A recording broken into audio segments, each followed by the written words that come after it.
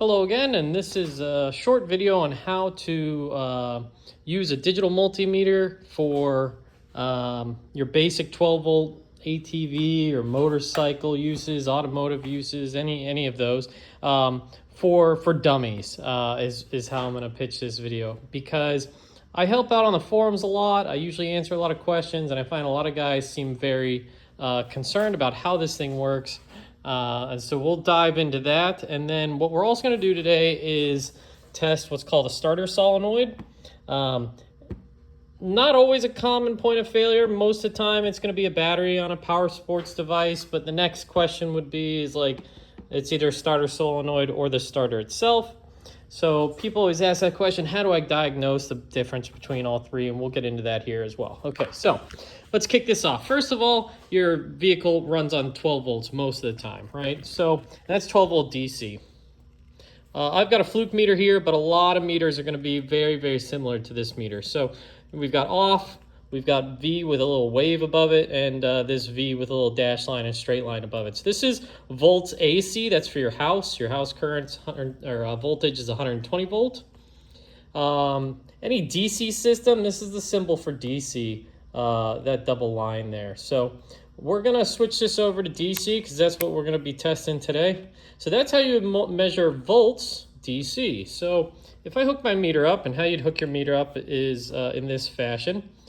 We'll always have a common, that'll be your black. All right, it's even colored black, sure.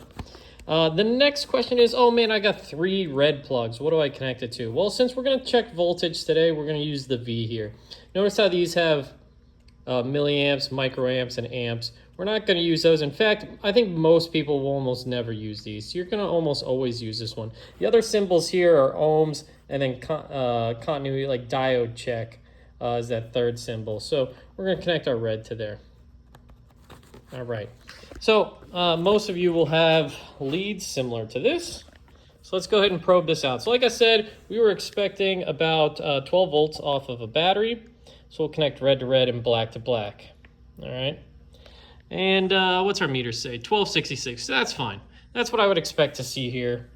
Now, one note, and I mentioned this to a lot of guys online, there's 2 things you're testing here. One is the battery itself, right? You want to connect these probes to the battery terminals. So let's get some meat, this lead down in here, right? That's what we want to touch to, right? And I'll explain why in a second, okay? So we want to get right there on the lead on the side of these battery posts. That would be testing the battery. Now, if I want to know what's actually going out to the vehicle, I'd be tempted to test, something like this, the actual battery terminal. And the reason why I mention that is sometimes you get a bit of corrosion in between the two. If you're metering your battery, it's going to continue to show 12 volt during cranking. But if you had a bunch of corrosion underneath this battery terminal, measuring at the battery terminal will tell you what the vehicle's getting, right? Because you'd have a voltage drop right there. So make sure that if you want to test your battery, you're testing the battery terminals. But if you want to test what the vehicle's getting, then we're going to test on the vehicle's terminals, right? Now in this case, I don't think I'll see any difference because I don't have that corrosion issue. I just hooked this battery up, but it's fair to mention, okay? So moving on. So we've kind of talked about voltage, how to read voltage. The next thing I want to work with you guys on is this symbol right here. And it's just like a sound symbol, essentially. It's a continuity checker. Your meter may have something similar to this, right? So this meter has this little sound logo. That's the mode we're going to use. My meter requires me to hit this extra button because right now it's measuring ohms. See that ohms button? See how it says ohms on the screen? I'm going to switch this over to continuity. And this mode beeps, and a lot of people like this. This is very dummy proof once you get good with this. I've set it to that symbol. We've got that symbol on the screen. It's still going to measure ohms, but it's going to announce what it's doing. So what this mode does is that when I have, let's see if I can juggle this. When I connect both my probes together, you'll hear that meter beep. That means you have continuity between the two. So if I'm measuring between 2 points, 2 pieces of metal, whether they be, let's try on the frame here, see if I can get a good ground. I'm actually reading continuity in the frame, meaning from point A, the red probe, to point B, the black probe, there is an electrical connection. In this case, it's the giant metal steel frame. But in your case, it could be a wire from the rear to the front. It could be a wire from the headlight to the headlight switch. That's for checking to make sure that the path from point A to point B works well. And announcing that sound lets us know we're pretty good. It also reads ohms at the same time. If you get a high value of ohms, you could have some sort of device in between the 2 points you're measuring, or you could have like a corrosion, like a broken connector, a broken wire, things like that, that would cause you to have like a high resistance, ohms, which could be impacting what you're troubleshooting. So moving on from the meter here, I wanted to get into this starter solenoid. So the interesting thing about a solenoid is this. It's going to take positive and negative, these guys here. My guess is it's probably got like constant power, and they may pulse the ground to these. Doesn't really matter. What you should know about this is an electromagnetic device. When I put electricity to this, it energizes a coil internally and moves an object.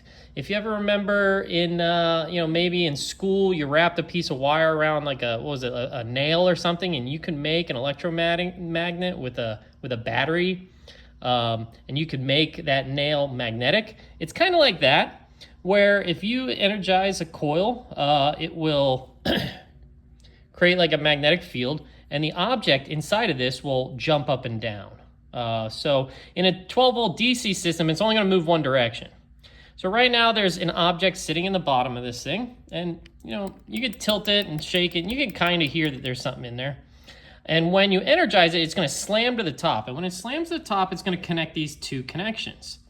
This copper post here and this copper post here. And that's what starts the starter motor, right?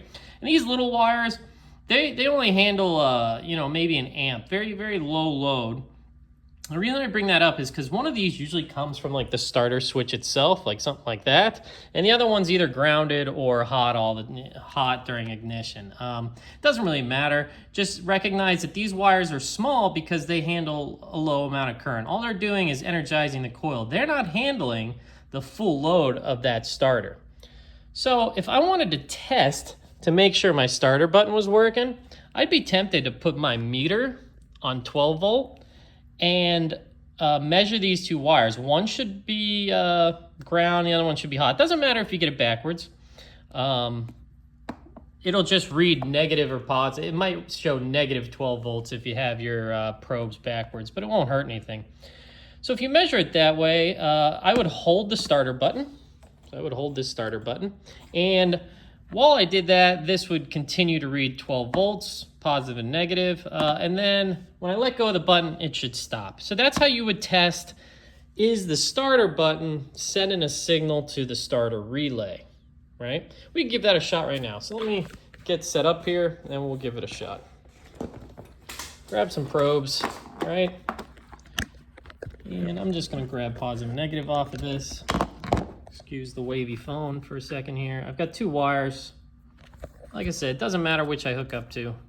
Just gonna place my probes in here gently. We're not gonna get a great connection doing this, but it'll be good enough for the meter test, okay? So right now our meter reads 0. If I turn this ignition on, okay, this button should be ready to do something now that the ignition's on. So if I push this, if I'm able to push that, boy, this is gonna get tricky, isn't it? Let's go ahead and try and set these down as best we can while they're still connected. So if I push this button and get these probes working correctly.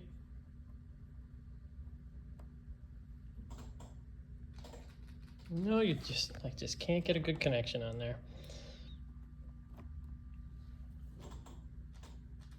Oh, I've got it set to the wrong mode, of course.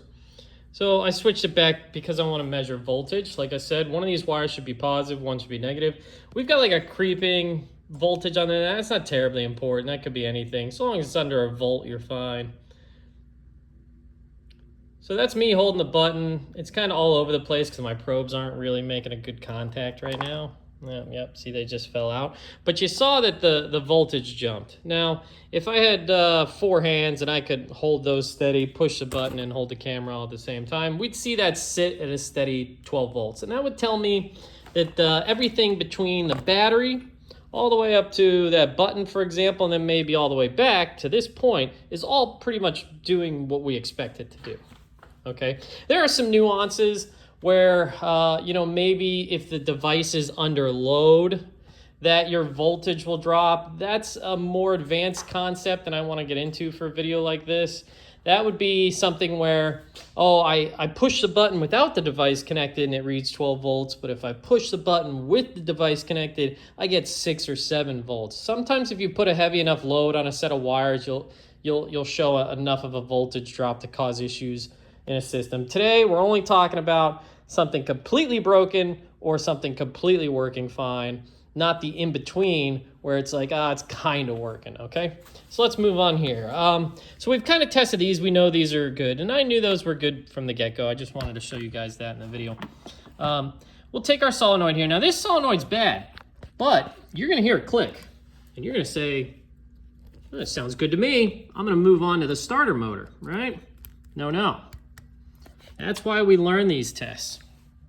Now, I'm gonna hold my phone close to this thing and I'm gonna hit this starter button. You see those suckers moving? You hear that clicking? That's that object sitting in the bottom of the starter solenoid suddenly slamming to the top because an electromagnetic field's been applied. And what it does is when it slams to the top, it's supposed to connect both of these terminals. Connect terminal 1 to terminal 2 here, but it doesn't. And it could be any number of reasons. Most of the time it's because that repeated motion, slamming a connector together, kind of causes an arc internally. And essentially the contacts get dirty internally. So even though it's sliding up and down, it's not making enough good contact internally to actually send current through these terminals. And I'm gonna show you, I'm gonna hook my meter up to this, and I'm gonna show you that even though this thing slams up and down, it's not conveying any energy. So if I wanted to check that I got power from point A to point B, what mode am I going to use? Remember, we're going to use that continuity mode, right? And we want to hear it whistle, so we're going to go ahead and activate the whistling feature, however your meter works.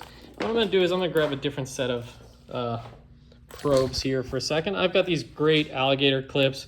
I've had these for years. It's got a little bed of nails internally, so you can probe wires without opening the jacket up too much. Back from my heyday when I used to do more electrical work on cars. I'm going to hook up red to red as discussed previously, and we'll go ahead and connect black to black and grab a gator clip here. And a lot of people, they just like to test to make sure. If you want to test to make sure your meter's working, grab that red wire, tap to the black wire. You'll hear good continuity, right? Okay, good. So I'm going to grab onto that. Now, it doesn't show anything right now. It shows OL, which is like open circuit, essentially. I don't recall what OL stands for. I'm going to go ahead and push this button. We're going to hear that click, right? And I'm going to push and hold the button. Yeah, nothing's happening on the meter. So that tells me that even though I'm holding the button, even though that starter relay is clicking away, it's not energizing between these posts. And that was the issue I was having, is that this was clicking, but the starter motor wasn't firing. So that's a good diagnosis on how to troubleshoot something like this. You can use these applications on a ton of things. Those are really the only two modes you're ever really going to use, and once you understand those, you can use them across the board on using like basic logic and troubleshooting to figure out something on a vehicle. Let's take like a fuse, for example. We got this fuse box over here. I've never opened this, but we'll open her up here and we'll see. What do we got? Okay, you got some like pretty standard fuses, and boy are they muddy and dirty, etc. You know, whoever had this last, they didn't take care of it. So let's get all this undone here. So what do we want? What does a fuse do, right? A fuse should have 12 volt at it, and there shouldn't be any real voltage drop across a fuse. There shouldn't be much. By that I mean, if I got 12 volt coming in, I should have 12 volt coming out, right? So let's let's hook this back up. And we're gonna measure voltage. So we'll go over volts DC, right? And you know what, I'm gonna make this easy. I'm gonna throw the negative terminal on here. Grab that guy, grab this guy, and we're gonna connect up to the negative post in the battery terminal, right? So I've got my positive, single lead, and I got my negative. So if I touch to the battery, I should have 12 volts. Yep, sure I do. Okay, good. So the meter's set up correctly and we're doing things correctly here. Now we've got some fuses in here. Now keep in mind, just because you test a fuse, these fuses could be activated when the ignition's on or off. I've got the ignition on right now, so they should all be, what I'm gonna use the term hot, meaning they should all be energized. And so I'll probe this fuse, 12 volt. So what I'm doing here is just tagging off, the very top of these fuses have little pieces of exposed metal. And each one represents each side of the fuse. One could be the incoming and one could be the outgoing. I'm not sure which side is which. Most of the time you're not, unless you flip this thing over or you do some other tests. You can take the fuse out and measure it, but it's not really that important. All you want to do is make sure that it's working on both sides. So we'll test this 30 amp first. That's the first one. We're going to test one side. Yep, 12 volt. And we're going to test the other side. 12 volt. So long as those numbers are roughly the same, that fuse is probably pretty good. Same here, same here. That one's cold. Okay, interesting. And that one's cold. So that's not necessarily a bad thing. We'll get into that further. 12, 12. Okay, so this 10 amp fuse goes to the lights, is what the fuse box says. And it doesn't have power on either side. And you say, oh man, it might be a bad fuse. No. If one side was 12 volt and the other side was nothing, you'd have a bad fuse. If both of them read the same thing of 0, that means that this fuse straight up isn't getting any power. And that's because this bike has a special mode. You have to turn the headlights on manually. So now I'm guessing that this circuit will be energized. Hey, look at that. 11.8, 11.8. Okay, so why is this 11.8, but these fuses are 12 something? Well, that's what's called a voltage drop. Because power had to go from the battery up to that ignition switch and back to this fuse, that run knocks a couple of, millivolts off your total voltage due to miscellaneous connection losses and so on, through plugs, through this switch sometimes, any number of things. But 11 volts is not necessarily alarming. 1168 is certainly not the end of the world. When you're starting to get into 10, you're going to start to, okay, maybe I want to look into that a bit. On a lighting circuit, a light bulb's still going to work at like 4 volts, okay? So they're just going to be dim. So that's not a huge issue to me. And that's actually super common, especially on what's called ignition-based fuses that don't get a direct feed from the battery, but actually it has to go all the way up to somewhere, come all the way back. You're going to have some voltage drops. In fact, my yellow motorcycle over here doubles back on itself twice. There's a wire that goes from under the tail up to the ignition, back under the tail to the fuse box, back to the handlebars before going down to the fuel pump, all right? That is 50 feet of wire at the end of the day. Maybe not 50. That's like 25, 30 feet, okay?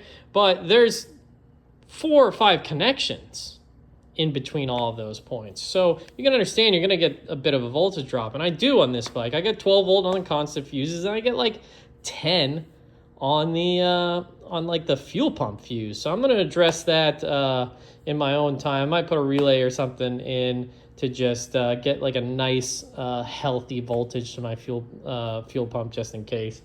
So anywho, I think that covers about everything I wanted to cover. Is there any other modes that I could think of?